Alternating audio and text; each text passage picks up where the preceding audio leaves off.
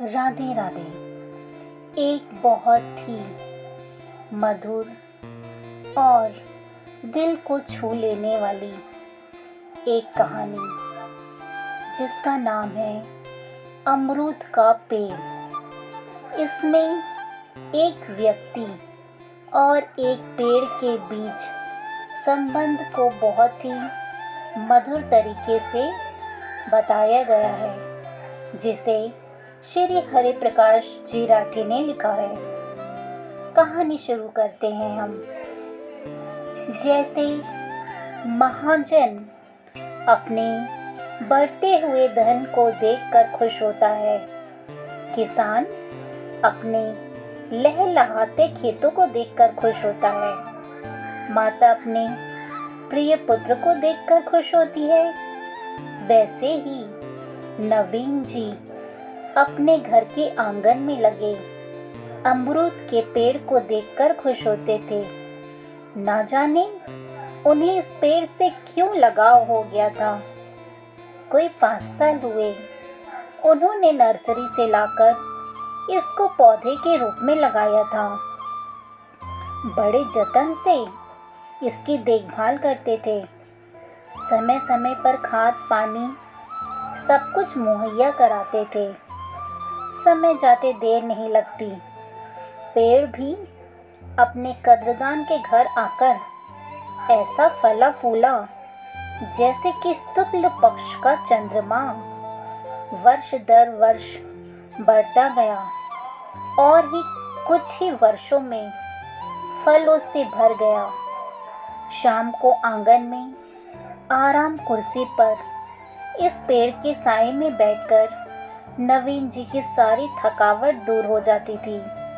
बच्चा जवान होकर जब सुपुत्र हो जाता है तो माता पिता उसको पालने में उठाई गई सारी पीड़ा को भूल जाते हैं।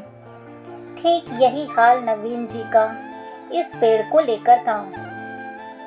नवीन जी, जिनका पूरा नाम नवीन चंद्र दत्ता है, अब प्रौढ़ हो चुके हैं। सर पर कुछ कुछ बाल ही नजर आते हैं, जैसे विदा लेते यौवन के अवशेष हो, परंतु उनका ललाट दैदीप्यमान है तथा चेहरे से सौम्य एवं विद्वान नजर आते हैं।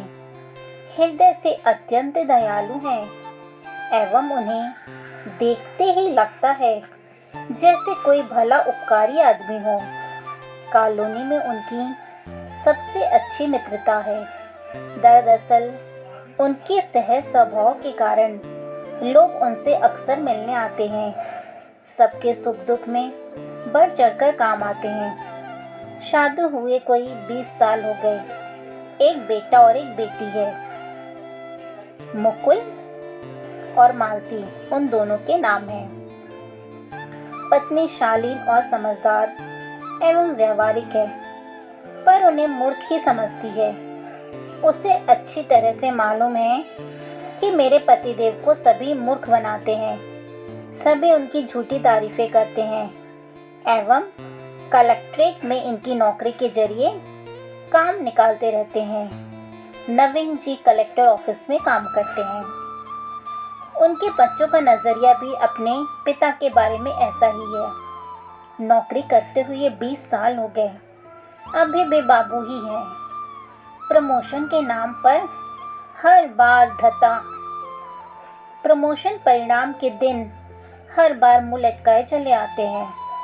पूछने की ज़रूरत ही नहीं है, उनका चेहरा ही उनका दर्पण है। नवीन जी चुपचाप सह लेते हैं यह सब। उन्हें मालूम है कि भले एवं अच्छे इंसान के लिए इस दुनिया में वितृष्णा के अतिरिक्त कुछ नहीं है। उनकी खुशी तो उनके आत्मसंतोष में ही छिपी है।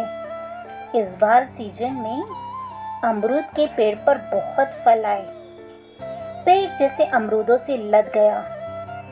टप टप करके ऊपर से ढेर सारे अमरूद सुबह गिरते तो नवीन जी उन्हें धोकर कुछ घर में रखते, कुछ तुरंत ही कॉलोनी में भिजवा देते। घर से बाहर निकलते तो लोग कह ही देते, भाई नवीन जी, आम के पेड़ जैसे मीठे अमरूद तो हमने कभी खाए ही नहीं। नवीन जी को इससे बहुत बड़ी भीतरी खुशी मिलती थी। शायद अमरूद का पेड़ भी इसे कहीं से सुन लेता था, प्रशंसित होकर और बढ़ा चढ़ा के फल देता। सुबह शाम पेड़ पर ना जाने कितने पक्षी, कोयल, कौवे, कबूतर, मोर आते थे एवं फल खाकर जाते थे। कॉलोनी के बच्चे तो उस पेड़ के इर्द गिर्द ही रहते थे। उन्हें तो जैसे स्वर्ग ही मिल गया था। उत्फुल्ल शैशव को और क्या चाहिए। सबको मालूम था नवीन जी कुछ नहीं कहने वाले। ऑफिस में आते जाते इन बच्चों को देखकर नवीन जी का हृदय भीग जाता।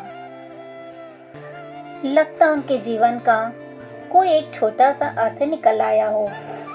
सज्जन इंसान की यही निशानी है। मिट्टी किसी को भीगती है, परंतु तृप्ति इसी को मिलती है। दुख किसी को पहुंचता है, परंतु पीड़ा उसके अंतर्मन में उभरती है। आज ऑफिस से आते हुए वे 4-5 लोहे के हुक लगवाकर बांस ले आए थे। घर आते ही पत्नी बच्चों ने टोका, ये क्या कर रहे हैं आप? क्या मालूम है आपको इससे हमें कितनी तकलीफ होती है?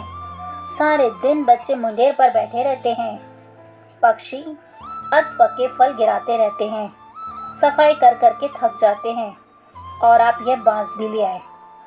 कुछ और भी कसर रह गई थी क्या? बड़े सहज भाव से नवीन जी ने कहा। भाग्यवान बच्चों को बहुत तकलीफ होती थी। अभी कल ही पड़ोसी गिरीश जी के बच्चे अमरूद तोड़ते हुए गिर गए थे।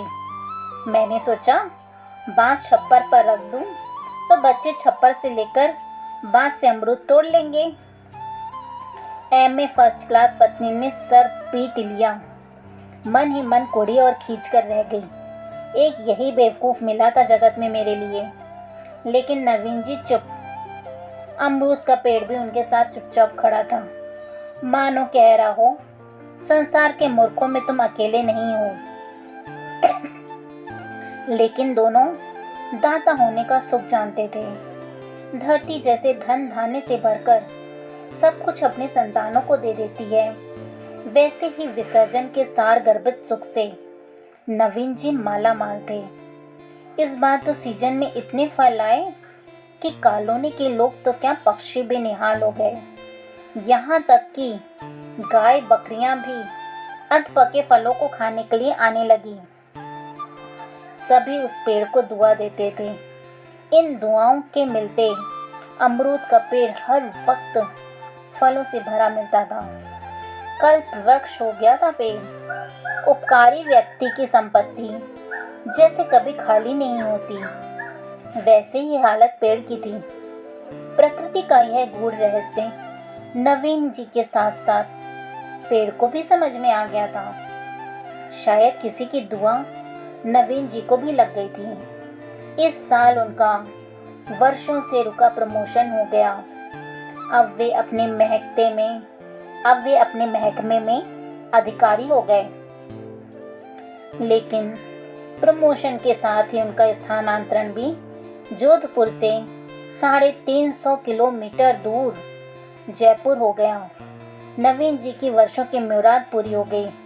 बुढ़ापे में उन्हें बाबूजी सुनना बहुत बुरा लगता था। सोचा कम से कम बच्चों की शादी में तो कह पाऊंगा कि मैं सरकार में अफसर हूँ। अफसर आखिर अफसर ही होता है। बाबू को तो सब्जी वाला भी सलाम नहीं करता। पैसा ही सब कुछ थोड़े ही है, इज्जत भी तो कोई चीज़ है। इंसान की मना स्थिति के अनुकूल ही उसके विचार बन जाते हैं। चूँकि दूसरी जगह तुरंत रिपोर्ट करना था, अतः आनन फानन में ही सामान पैक हो गया। उन्होंने मकान मालिक का हिसाब कर उन्हें चाबी पकड़ा दी और कहा, हम सब कल यहाँ से चले जाएंगे। नई जगह की नई तकलीफ़ें नवीन जी के जेहन में घूमने लगी थी। रात को बराबर सो भी नहीं पाए। सुबह सूर्य जल्दी ही उग आया था। शायद उसे भी नवीन जी को विदाई देनी थी। अच्छे दिनों में समय जाते देर नहीं लगती। आंगन में हल्का सुनहरा प्रकाश बिखरने लगा था। अमरूद का पेड़ आंगन में यथावत खड़ा था। पत्तियों पर ओस की बूंदें सुहावनी लग रही थीं। नवीन जी ने एक एक करके सारा सामान बाहर भिजवाया एवं घर खाली होने पर आंगन में आए। अब तक बच्चे एवं पत्नी भी बाहर जा चुकी थी। नई सरकारी गाड़ी में बैठने की सभी को जल्दी थी। अमरूद का पेड़ जैसे उन्हें विदाई देने को खड़ा था, मूक और प्रगल्भ। उसे देखते ही नवीन जी भाव विभोर हो गए, कसकर पकड़ लिया और फफक फफक कर रोने लग गए। इस शहर को छोड़ते हुए उन्हें सर्वाधिक दुख इस पेड़ को छोड़ने का हो रहा था। मानो कोई भाई से भाई बिछुड़ रहा हो। संभल कर उन्होंने उस पर प्यार से हाथ फेरा, जैसे इसे समझा रहे हो इस जीवन में कौन हमेशा साथ रहा है। हर रिश्ते की एक उम्र होती है, शायद तुम्हारा मेरा इतना ही साथ हो। नवीन जी शायद वहीं खड़े रहते, पर बाहर से बिटिया की आवाज़ सुनकर चौंके। पापा, कॉलोनी के लोग और बच्चे आपका बाहर इंतज़ार कर रहे हैं। नवीन जी बाहर आए और आश्चर्यचकित रह गए। कॉलोनी के सभी लोगों ने उन्हें फूलों से लाद दिया। बच्चे बूढ़े सभी उन्हें बाहर सरकारी गाड़ी तक छोड़ने आए। गाड़ी में बैठते बैठते भी वे अमरूद का पेड़ देखना ना भूले। शायद कह रहे हो मित्र फिर मिलेंगे। समय कितना जल्दी बीत जाता है, पता ही नहीं चलता। नए काम की आपाधापी एवं जिम्मेदारी ने नवीन जी को पता ही नहीं चला कि जोधपुर छोड़े 2 वर्ष हो गए। इन्हीं दिनों ऑफिस के काम से कोर्ट की एक पेशी सिलसिले में उन्हें जोधपुर जाना पड़ा। जोधपुर सुबह पहुंचकर उन्होंने सोचा पहले कोर्ट का ही काम कर लिया जाए। होटल से तैयार होकर वे सीधा कोर्ट पहुंचे। पेशे से वापस आते आते उन्हें 2 बज गए। सीधे होटल पहुंचकर कमरा खाली किया एवं गाड़ी में नीचे आकर बैठ गए। ड्राइवर उनका इंतज़ार ही कर रहा था। गाड़ी में बैठते बैठते उन्हें पुराने घर की याद आ गई। पुरानी स्मृतियाँ कुरेदने लगी। कॉलोनी रास्ते में ही थी। सोचा लगे हाथों सभी से मिलने पुरानी यादें ताज़ा हो गई। अमरूद का पेड़ देखने को उनका अंतस तड़प हो उठी। वे सीधे अपने पुराने घर में गए और यह देखकर अचंभित हो गए कि वहाँ पर अब कोई पेड़ नहीं था। नए किराएदार ने बताया कि पेड़ कुछ समय पूर्व गिर गया और हमने उसे फेंकवा दिया। इसी दरमियान कॉलोनी के गिरीश जी वहाँ आ गए। उन्हें दूर एक तरफ ले गए और कहने लगे, नवीन जी क्या बताएं, आपके जाने के बाद से ही इस पेड़ के बुरे दिन आ गए। नए किराएदार शर्मा जी कड़क आदमी हैं। उन्होंने पेड़ पर किसी को नहीं चढ़ने दिया। बच्चे भी डर से मुंडेर पर नहीं जाते थे। शर्मा जी पक्षियों को गुलेल से मारते रहते हैं एवं पेड़ के फल बांटने का तो सवाल ही नहीं। सिवाय खुद के खाने के किसी और को फल देना तो इन्होंने सीखा ही नहीं। थोड़े ही दिनों में जैसे पेड़ को नजर लग गई, पेड़ में कीड़े लग गए। इस वर्ष तो पेड़ में कोई फल ही नहीं आया और थोड़े ही दिनों में पेड़ ठूट हो गया एवं गिर गया। नवीन जी को तो जैसे सदमा लगा। वे चुपचाप आकर गाड़ी में बैठ गए एवं ड्राइवर को गाड़ी चलाने को कहा। गाड़ी में आते हुए ठंडे झोंकों से शायद उनका मन शांत हुआ। सोचा यह प्रकृति अपने आप में कितनी पूर्ण है। जब तक फल बट रहे थे, फल आ रहे थे, ज्यों ही संचय शुरू हुआ, जैसे गंगोत्री कट गई। जो देना नहीं जानता उसे प्रकृति देती भी नहीं है। एक अजीब से विषाद भरे इस ज्ञान के मर्म को सोचते सोचते ना जाने कब उनकी आँख लग गई। धन्यवाद इस प्यारी सी कहानी को सुनने के लिए। अगर आप लोग ऐसी ही और अच्छी कहानियाँ सुनना चाहते हैं तो चैनल को लाइक करें और सब्सक्राइब करें।